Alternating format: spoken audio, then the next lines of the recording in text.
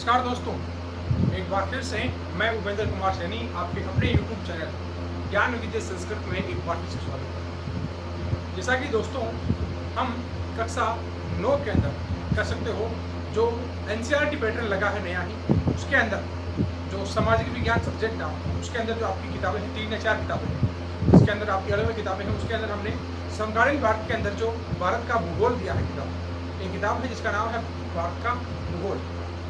उस किताब के अंदर हम भारत के भूगोल का अध्ययन करना शुरू कर चुके थे, जो पूरा का पूरा NCERT पैटर्न फॉलो करती है। अब ये बार जो राजस्थान बोर्ड है वो। अब बात करें कि भारत के भूगोल में हमने अध्ययन क्या कर लिया था, जो भारत की स्थिति थी और भारत की विस्तार था, उसका अध्ययन हमने किया। फिर हमने अध्ययन किया था कि इसका भारत के अंदर जितने भी प्रकार के भौतिक स्वरूप है भारत का, उसका अध्ययन किया था। उसके अंदर हमने भारत को 6 भागों में डिवाइड किया था भौतिक स्वरूप के आधार पर, उनको अलग अलग हमने पढ़ा था। ठीक है, अब हम अध्ययन करेंगे NCERT के अंदर जो भारत का भूगोल है, उसके अंदर जो अध्याय 3 है, इसका नाम है अफवाह तंत्र। ठीक है, अफवाह नहीं अफवाह, ठीक है, ध्यान रखना। कौन सा अफवाह, और एक होती है अफवाह, ये अफवाह है और ये अफवाह है। अफवाह झूठी खबर होती है, अफवाह ये अलग है। ठीक है, हम इसका अध्ययन करेंगे। ठीक है, अफवाह तंत्र का, किसका अफवाह तंत्र का, यानी प्रमुख रूप से कह सकते हो नदियों का, किसका नदियों का, झीलों का। ठीक है, देखिए अफवाह तंत्र बात करें। अफवाह तंत्र क्या कह सकते हो, जो नदी है उसको किस प्रकार से कह सकते हो, हम कह सकते हो अध्ययन की दृष्टि से किस प्रकार से उनका विभाजन करते हैं, किस प्रकार से क्या चीजें करते हैं, उनके बारे में हम अध्ययन करेंगे। बात करें अफवाह की, अफवाह का अर्थ होता है, अफवाह का क्या अर्थ होता है कि मान लीजिएगा कोई छोटी छोटी धाराएं हैं नदी, मान लीजिए जल की कोई छोटी छोटी धाराएं हैं, यहाँ से आ रही है, मान यहाँ से आ रही है धाराएं आ रही, मान लीजिए इसको मिलकर एक मुख्य नदी का निर्माण हो रहा है। क्या हो रहा है, मुख्य नदी का निर्माण। ये आपकी क्या है, उसकी सहायक धाराएं हैं और ये मुख्य नदी का निर्माण हो रहा है। तो इस पूरी क्षेत्र को क्या कहेंगे, अफवाह तंत्र कहेंगे। क्या कहेंगे, अफवाह तंत्र कहेंगे। क्या कहेंगे, अफवाह तंत्र। ये पूरा का पूरा भाग क्या कहलाएगा, अफवाह तंत्र कहलाएगा। अब अफवाह तंत्र के अंदर हम क्या क्या पढ़ेंगे, कुछ नदियां पढ़ेंगे और कुछ झीलों के बारे में भी हम जानकारी करेंगे। ठीक है, तो हम बात कर रहे थे अफवाह तंत्र। अफवाह तंत्र की बात करें तो मैंने क्या कहा था कि छोटी छोटी कोई धाराएं हैं, जलधाराएं, जिससे मिलकर एक मुख्य नदी का निर्माण होता है। किसका, मुख्य नदी का। अब ये मुख्य नदी मान लीजिएगा कहीं पर जाके मान लीजिए कोई झील में गिर रही है, किसमें गिर रही है, कोई झील में या किसी महासागर में, किसमें झील में गिर रही है या कोई महासागर में। ठीक है, और ये क्या थी, इसकी सहायक या जलधारा कह सकते हो, क्या कह सकते हो, जलधारा थी। एक ये जलधारा है, एक ये आपकी है, और ये मान लीजिए इसकी सहायक नदी क्या है, सहायक नदी, और ये भी इसकी सहायक नदी क्या है, सहायक नदी। इस प्रकार से ये मान लीजिएगा ये इतनी नदियाँ, इतनी नदी आई, तो इसका जो ये क्षेत्र यहाँ तक बहने का क्षेत्र है, इसे हम क्या कहेंगे, इसे कहेंगे अफवाह तंत्र, या इसे कह सकते हो अफवाह द्रोणी भी कहते हैं। क्या कहते हैं, अफवाह द्रोणी भी कहते हैं। किस नदी का कह सकते हो इस प्रकार से तंत्र, यानी नदी यानी जिस स्थान से उसका उद्गम हुआ है, यानी जहाँ से ये कह सकते हो नदी अपने जल स्रोत को लेकर चलती है, वहां से लेकर जहाँ तक झील या महासागर में गिर नहीं जाती है, उस स्थान को हम क्या कहते हैं, अफवाह कहते हैं। क्या कहते हैं, अफवाह तंत्र। ठीक है, तो इस अफवाह तंत्र को हमने इस प्रकार से समझ लिया है। अब बात करेंगे कुछ अलग अलग प्रकार की कह सकते हो नदियों की और सभी की। अब एक प्रमुखता की बात आती है कि अफवाह तंत्र को हम 2 प्रकार से अध्ययन कर सकते हैं। उससे पहले हम जानेंगे जल विभाजक रेखा को। किसको जानेंगे, जल विभाजक रेखा, क्योंकि अफवाह तंत्र को ज्यादा प्रभावित करने वाली चीजें कौन सी है, जल विभाजक रेखा। कौन सी है, जल विभाजक रेखा। ठीक है,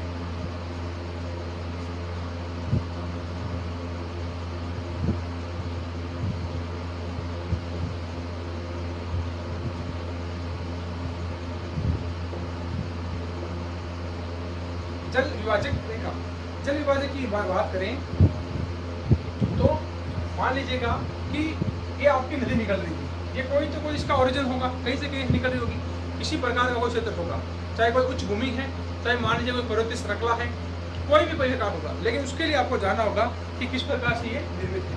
उसके लिए देखो मैं आपको बताता हूँ।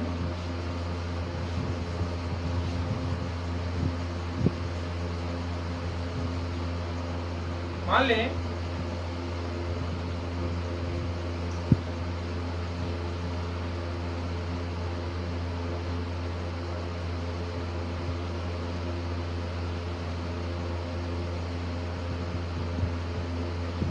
यहाँ मान लीजिएगा कि बीच के अंदर कोई पहाड़ी है, क्या है, पहाड़ है,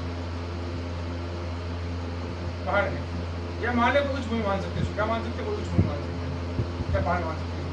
अब मान लीजिएगा यहाँ से कोई नदी निकल रही है, इधर बह रही है, यहाँ से कोई नदियाँ आ रही है, इधर से कोई नदियाँ आ रही है, ये नदियाँ बह रही है बार बार, ठीक है।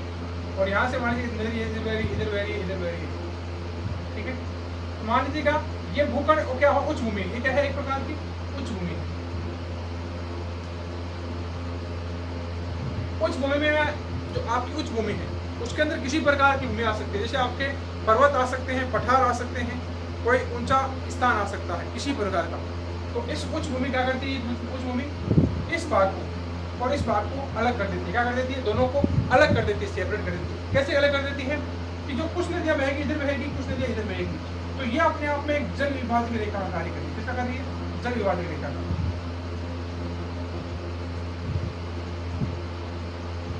जल विभाजक रेखा का कार्य करेगी, क्या किसका कार्य करेगी, जल विभाजक रेखा का। जल विभाजक रेखा का कार्य किस प्रकार किया मैंने आपको बता दिया है कि कुछ जलधाराएं इधर निकलेगी, फिर कुछ जलधाराएं इधर निकलेगी, तो इसे हम क्या कहते हैं, जल विभाजक रेखा कहते हैं। क्या कहते हैं, जल विभाजक रेखा, ठीक है। तो अपने आप में ये जल विभाजक रेखा हो गई। अब हम अध्ययन करेंगे कि जो भारत में अपवाद तंत्र है उसका अध्ययन अपन करेंगे, किसका, भारत का अपवाद तंत्र, ठीक है। क्योंकि पहले मेरे को यह आपको समझाना था। अब देखिएगा भारत का जल विभाजक अपवाद तंत्र उसकी बात करते हैं।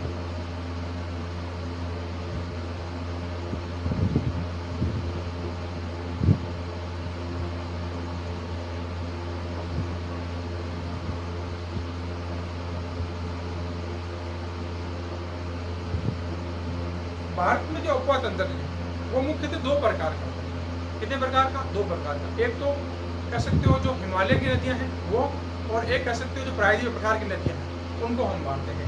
तो हिमालय की नदियां हैं वो उत्तर से होकर बहती है, जिनके अंदर कह सकते हो, आप कह सकते हो इसको सदाबहार नदियाँ कहते हैं। क्या कहते हैं, सदाबहार नदियाँ कहते हैं। क्यों कहते हैं, क्योंकि वर्ष भर इनके अंदर पानी चलता है, जिसके कारण सदाबहारी या 12मासी नदियाँ इनको भी कहते हैं। कारण यही है, कारण क्या है कि इनके अंदर 12 महीने पानी रहता है। पहली बात कि वर्षा ऋतु होने पर तो इसके अंदर पानी आएगा आएगा, उससे पहले जो इनका उद्गम है वो किन से है, कुछ हिमनद है, यानी कह सकते हो कुछ हिमानियों से इनका उद्गम होता है।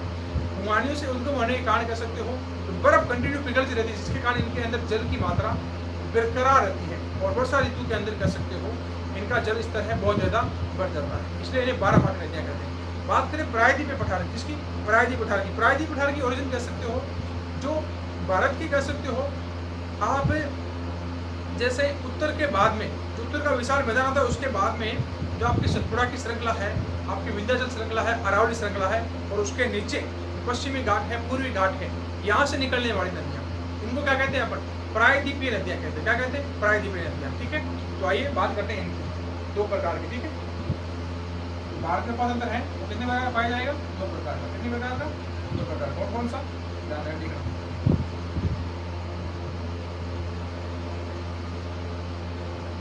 एक तो होगा कौन सा आपका हिमालय का जो अपवाद तंत्र, कौन सा, हिमालय की नदियों का अपवाद तंत्र, ठीक है।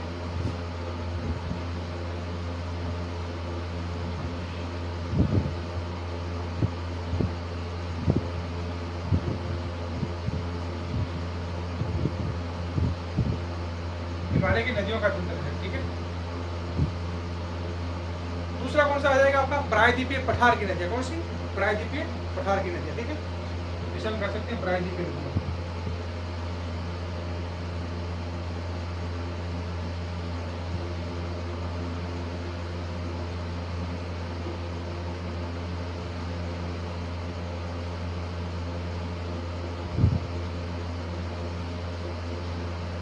प्रायद्वीपीय नदियां। अब बात कर लेते हैं इनकी थोड़ी थोड़ी विशेषता। मैंने बताया कि हिमालय की नदियां हैं, इसे हम क्या कहते हैं, 12मासी नदियां कहते हैं। क्या कहते हैं, 12मासी नदियां। क्यों कहते हैं 12मासी नदियां, कि कंटिन्यू ये बहती रहती है, 12मासी या सदाबहार, ठीक है। 12मासी कह सकते हो, सदाबहार नदियां कह सकते हो।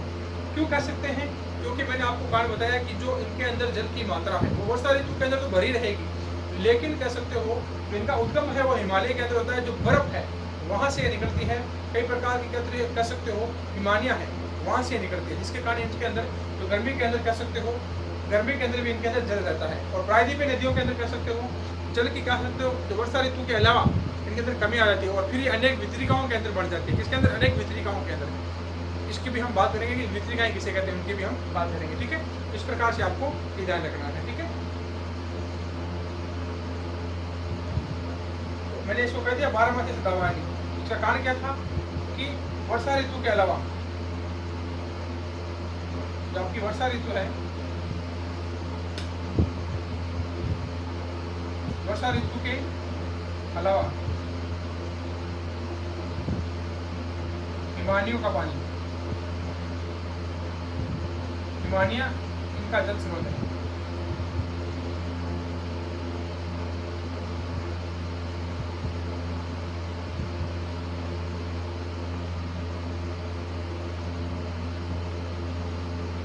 ठीक है, क्योंकि जो हिमानिया है वो इनका मुख्य जल स्रोत बन जाती है। ठीक है, अब बात करें कि इनकी जो प्रमुख नदियां हैं वो कौन कौन सी है, तो वो नदियां हैं आपकी सिंधु और ब्रह्मपुत्र।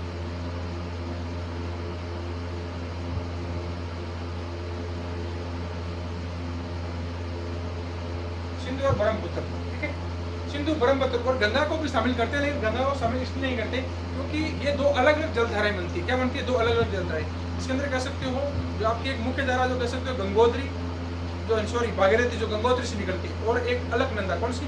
अलकनंदा, जो उत्तराखंड स्थान है वहाँ पर देवप्रयाग के बाद में गंगा नदी के नाम से जानी जाती है। ठीक है, लेकिन इनको तो पहले से सिंधु और ब्रह्मपुत्र के नाम से हम जानते हैं, जहाँ से इनका ओरिजिन होता है, कह सकते जहाँ से इनका उद्गम होता है। ठीक है, तो याद रखना इनकी मुख्य नदियाँ हैं वो कौन कौन सी है? सिंधु है और ब्रह्मपुत्र है। कौन सी? सिंधु और ब्रह्मपुत्र। अब बात करें सिंधु और ब्रह्मपुत्र नदियाँ, ये कह सकते हो कि हिमालय से निकलने के बाद, हिमालय से जब निकलती है उसके बाद में अनेक प्रकार के कह सकते हो गार्ज का निर्माण करती है। किसका निर्माण करती है? गार्ज। गार्ज किसे कहते हैं? गार्ज, गार्ज मैंने बताया था आपको। मान लीजिए हिमालय, हिमालय से हिमालय निकली, मान लीजिए यहाँ पर पहाड़ी क्षेत्र, क्या है? पहाड़ी क्षेत्र, तो इसको काटती हुई निकलेगी। क्या निकलेगी? काटती हुई। ये पहले काटती हुई ऐसे निकली, धीरे धीरे धीरे धीरे काटती क्षेत्र को बड़ा कर देगी। क्या कर देगी? बड़ा कर देगी। तो दो पहाड़ों के बीच में रहेगी। फिर किसके बीच में रहेगी? यहाँ से ये पहाड़ ऐसा हो जाएगा और यहाँ से ये पहाड़ ऐसा हो जाएगा, उसके बीच से रहेगी। तो कह सकते हो एक सुंदर पर्यटन के स्थल का निर्माण कर देगी, जिसे हम गार्ज कहते हैं और जिसे हम महाखंड भी कहते हैं। क्या कहते हैं? महाखंड भी इसे कहा जाता है। ठीक है, ध्यान रखना। अब ध्यान करना कि जो ये नदियां हैं, ये नदियां हैं जो इनकी जो मुख्य भूमि होती है, जो मुख्य भूमि होती है और जहाँ पर ये कह सकते हो बहती है, जहाँ पर बहुत सुंदर है, वहाँ पर ये तीव्र अपरदन करती है। क्या करती है? तीव्र अपरदन। क्यों करती है?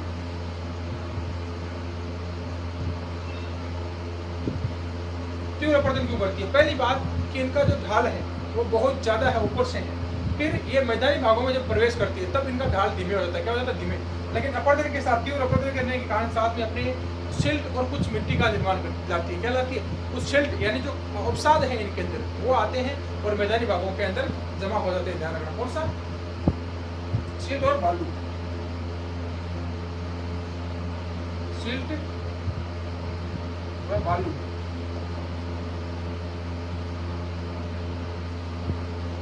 सिल्ट और बालू, ये बालू जो रेत है, बालू किसे कहते हैं? जो रेत है, मिट्टी है, उसको कहते हैं बालू और रेत। ठीक है, और लाती है साथ में। ठीक है, सिल्ट और बालू का सेवन करती है। ठीक है, सेवन करती है यानी साथ में वहन करती है, सेवन करती है। ठीक है, अब बात करें कि ये नदियां हैं जो अपने निचले भागों में, कहाँ पर? अपने निचले भागों पर कुछ विसर्प जिलों का निर्माण करती है। विसर्प जिले, जिसे चाप जिले, गोपुर झील भी कहते हैं। क्या कहते हैं? गोपुर झील। ठीक है, मैं आपको समझाता हूँ किस प्रकार से हो। ठीक है, तो किस प्रकार निर्माण करती है। ठीक है, देखिएगा, मान लीजिएगा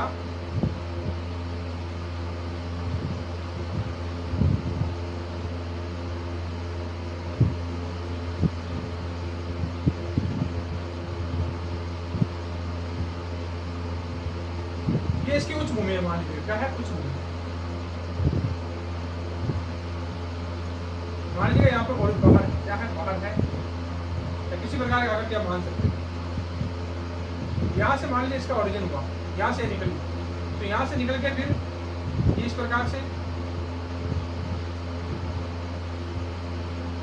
बहती चली जाती है। ठीक है,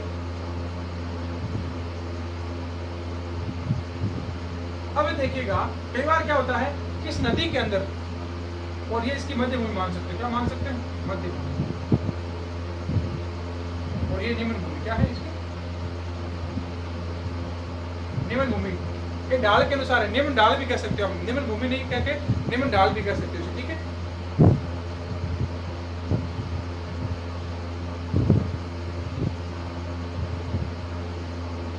अब ये मान लीजिएगा यहाँ से नदियाँ निकली, तो ये उसका हो गया उद्गम स्थान, क्या हो गया, उद्गम स्थान। अब कई बार क्या होता है इस नदी के अंदर काफी ज्यादा कह सकते हो जमा हो जाते हैं या बाढ़ का पानी आता है, तो ये नदी अपने मुख्य मार्ग से इस ओर बहने लगती है, इस प्रकार से बढ़ने लगी, इस प्रकार आकृति बन जाती है इसकी कुछ। और कई बार क्या होता है कि ये बहती बहती इधर बहती चलेगी, और कुछ समय बाद ये इस तरह से कट जाती है, इस तरह से कट जाती है, और ये अपना ओरिजिन कैसे कर देती है। तो ये क्या हो गया, एक झील का निर्माण हो गया, क्या हो गया, एक झील का निर्माण हो गया इस प्रकार से। तो इन झीलों को हम क्या कहते हैं, विसर्प झील कहते हैं, क्या कहते हैं, विसर्प झील। और इसे विसर्प झील कह सकते हो, चाप झील कह सकते हो, क्या कह सकते हो, चाप झील, ठीक है।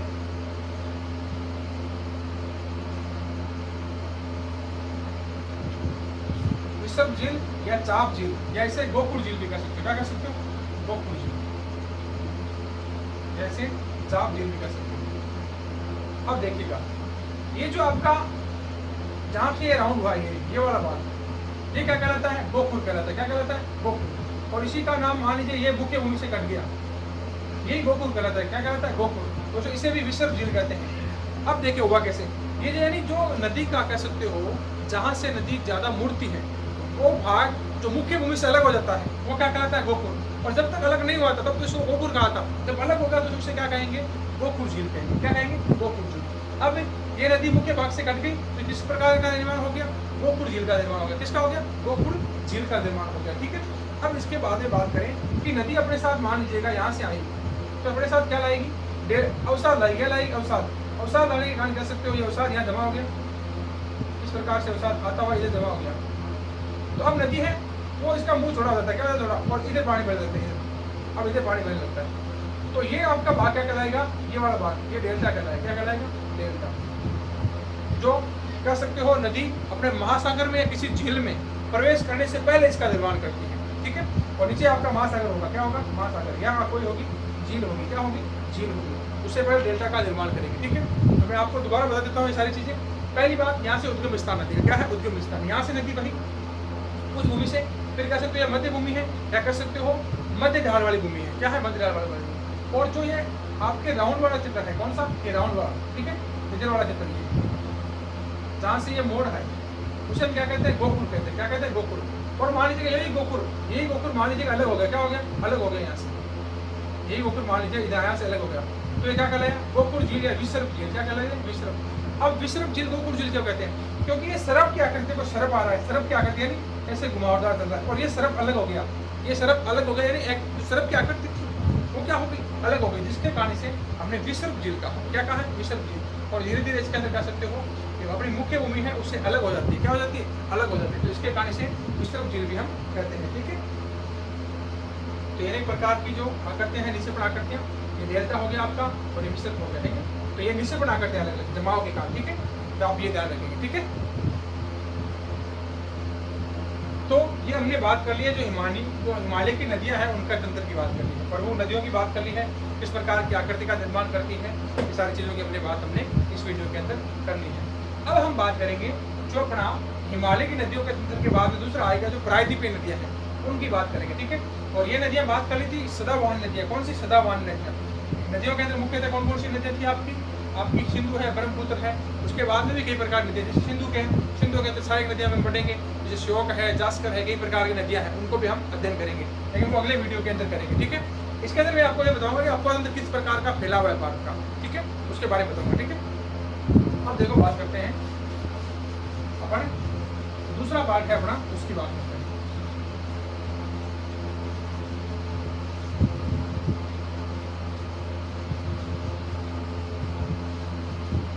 दूसरा पार्ट मैंने लिखा था प्रायद्वीपीय नदियां, कौन सी प्रायद्वीपीय नदियां, उसकी बात कर लेते हैं।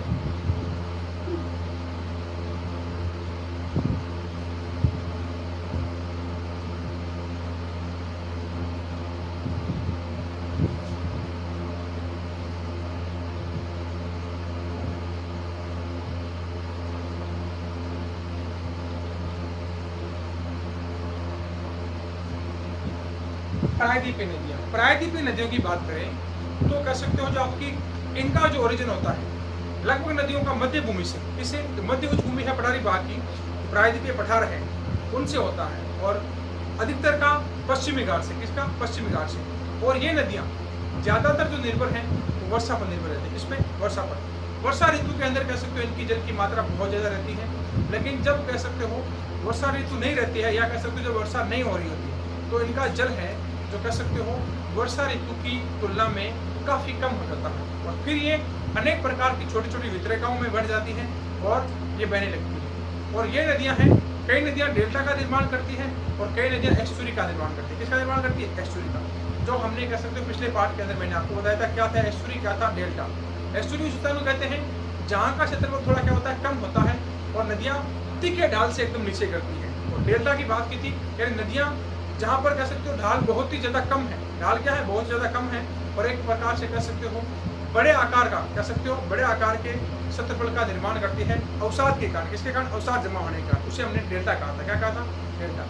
इन नदियों की बात करें प्रायद्वीपीय नदियों की तो प्रायद्वीपीय नदियाँ कह सकते हो मुख्यतः ये नदियाँ जो आपके पश्चिमी घाट हैं उससे निकलकर आपके बंगाल की खाड़ी में गिर जाती है। किसमें गिर जाती है? बंगाल की खाड़ी के अंदर। और मैंने कह दिया कि ये सदाबहानी नदियाँ नहीं हैं क्योंकि हिमालय की तुलना में इन नदियों के अंदर जो जल भरने की क्षमता है वो कम रहती है। क्या रहती है? कम रहती है। ठीक है। और ये नदियाँ कह सकते हो इनकी लंबाई भी है वो कम होती है और ये नदियाँ छिछली नदियाँ होती है। कैसी होती है? छिछली नदियाँ। तो आइए लिखते हैं इसके प्रमुख प्रमुख बातें। ठीक है। उत्तम है तो पहले कहाँ से होता है? अधिकतर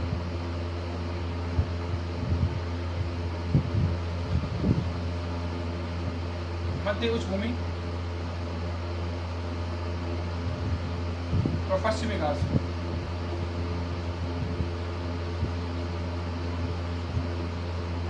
आपको मध्य उच्च भूमि और पश्चिमी घाट देखना हो, जानना हो तो मेरे पीछे के वीडियो है उसके अंदर आप देख सकते हैं कि मध्य उच्च भूमि क्या है और पश्चिमी घाट क्या है। ठीक है। फिर दूसरा पॉइंट ये वर्षा ऋतु में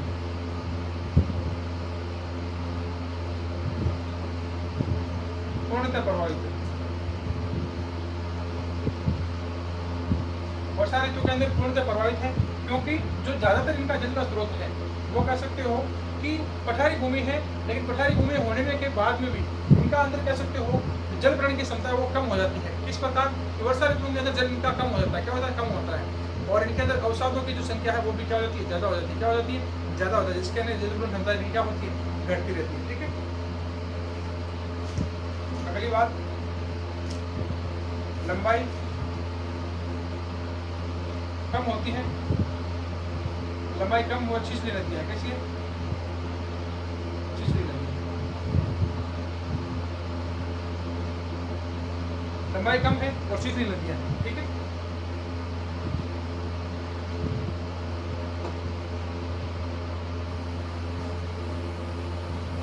और बंगाल की खाड़ी में गिरती है।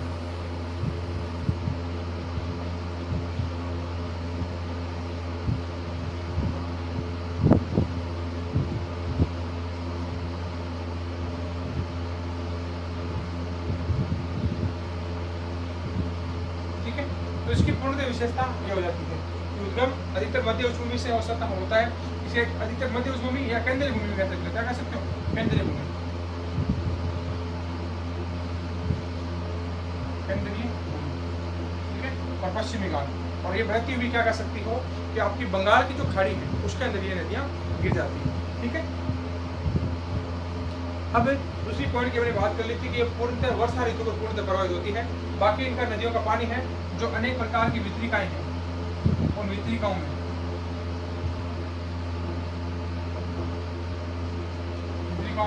बहने लगता है। ठीक है। और लंबाई कम है। लंबाई कम अपने आप में क्यों है? क्योंकि जो इनकी सहायक नदियां हैं उनके अंदर कह सकते हो कि पूरे के पूरे जल लाने की क्षमता नहीं होती, वो वर्षा ऋतु पर निर्भर होती है। किसमें होती है? वर्षा ऋतु पर। और जो बाकी कह सकते हो इसकी अपेक्षा जो हिमालय की नदियाँ थी, किसकी नदियाँ थी? हिमालय की नदियाँ, वो कह सकते हो सिर्फ वर्षा ऋतु पर निर्भर नहीं रहकर गंगोत्री या कह सकते हो बाकी कई प्रकार की हिमनदी, जैसे गंगोत्री है, यमुनोत्री है, एक मानसरोवर झील है, वहाँ से कह सकते हो जो बर्फ वो पिघलती है और जल के रूप में कह सकते हो इन नदियों के अंदर प्रवाहित होती है। लेकिन इन नदियों के अंदर ऐसा कोई स्थान नहीं है। ये सिर्फ कह सकते हो कि कुछ ओरिजिन ऐसे हैं जहाँ से पठारी भूमि से ये निकलती है और कुछ वर्षा भूमि जो वर्षा ऋतु है उस पर निर्भर रहती है। ठीक है, जिनके कारण इनकी लंबाई भी क्या है, कम है। क्या है, लंबाई भी कम है। और चिछली किस कारण, यानी इनका जो जलग्रहण क्षमता है वो क्या है, काफी कम है। जलग्रहण क्षमता क्या है, इनकी कम है। और बंगाल की खाड़ी के अंदर क्या करती है, लास्ट में ये अपने पानी को गिरा देती है। ठीक है, ये हो गया आपका कह सकते हो जो भारत में जो अपवाद था 2 प्रकार का, उसका हमने अध्ययन कर लिया है। इसके बाद में अपन पढ़ेंगे जो अलग अलग प्रकार से नदियों का उद्गम कहाँ से हुआ है, कहाँ से नहीं हुआ है, उनके अंदर कौन कौन सी मुख्य आकृतियाँ हैं, किस प्रकार नदियाँ अपने डेल्टा का निर्माण करती है, कौन सी उनकी सहायक नदियाँ हैं, कौन से राज्य से होकर बहती हैं, इस प्रकार से बात करेंगे। अब मैं थोड़ा सा आपको मैप के माध्यम से समझा देता हूँ कि नदियों का किस प्रकार से अपन उपखंडों को हम बांटते हैं। थोड़ा सा आपको बता देता हूँ, थोड़ा सा आपको इसे आइडिया हो जाए मैप से। मैं क्योंकि मैंने आपको कहा था कि हर काम अपन मैपिंग से करेंगे, तो मैंने पहले आपको थ्योरी लिखवाई थोड़ी सी, अब थोड़ा मैपिंग देख लेते हैं अपन, थोड़ी सी है ना, थोड़ी सी कैसे, पूरा मैं आपको आगे बताऊंगा कि कौन कौन नदियाँ कहाँ से निकलेंगी, लेकिन थोड़ी सी मैं आपको थ्योरी बताता हूँ, देखिएगा। थ्योरी नहीं, थ्योरी प्रैक्टिकल करके दिखा रहा हूँ। ठीक है,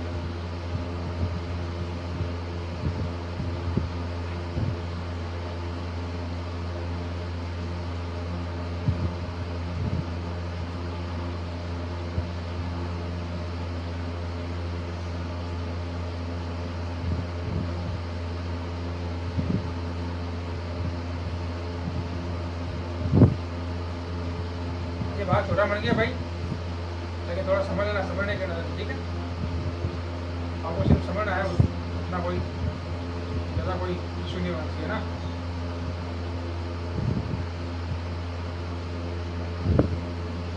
क्योंकि मैं थोड़ा समझा रहा हूँ आपको, देखें किस प्रकार। ठीक है,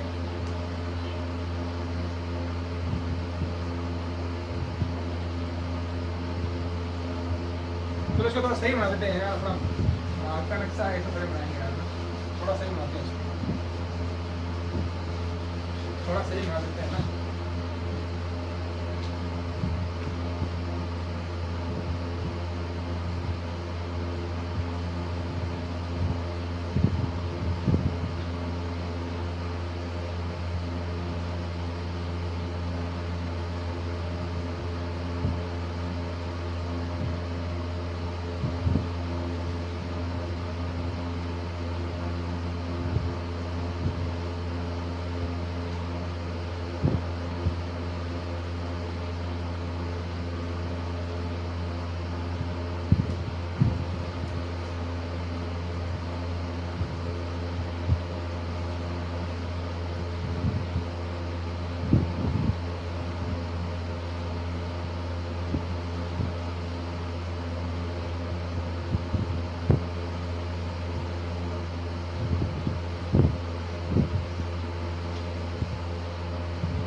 देखिएगा, हमने कहा था कि 2 भागों में बांटते हैं। जो कुछ नदियाँ थी कहाँ थी, ये आपकी कह सकते हो जो मध्य भूमि थी, इसके अंदर आपकी कुछ पहाड़ियाँ यहाँ से निकलती हुई, यहाँ से, और कुछ पहाड़ियाँ यहाँ से, और कुछ पहाड़ियाँ यहाँ से। ठीक है, और तो आपकी जो कह सकते हो एक नदी है, कौन सी, मुख्य नदी नर्मदा। कौन सी, तो नर्मदा, यहाँ से बहती नर्मदा नदी।